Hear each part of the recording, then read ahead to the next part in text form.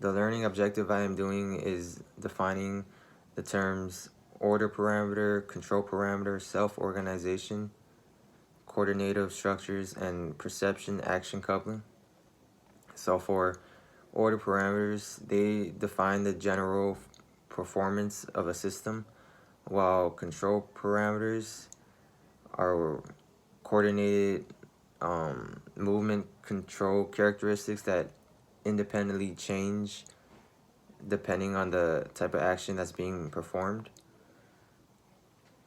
And an example of this would be like the elder adults, where when they're walking, either one is dragging their feet or walking normally and correctly, and the control parameters would be the strength of their muscles, because the ones that drag would have weaker muscles, while the ones that normally walk would have strong and correct muscles.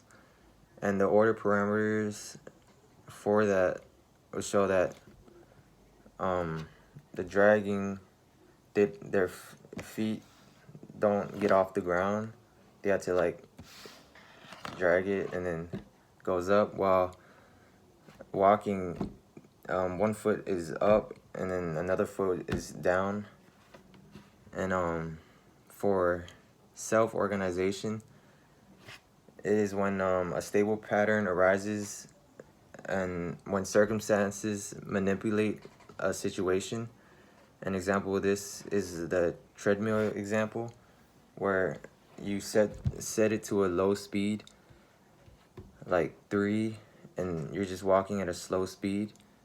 But then when you upgrade it to like 4 or 5, that it speeds up, and so your body has to self-organize to go from walking and then all the way to running. And coordinative structures are a collaborative function of muscles and joints to perform movement. And an example of this would be the muscles like the bicep brachialis and the brachioradialis, all used in conjunction to flex the arm. And lastly, the perception action coupling is the coordination of visual perception of an object and limb movement to perform a skill. And this would be like you see like the basket in a basketball shot, and then you shoot it with your arm and your legs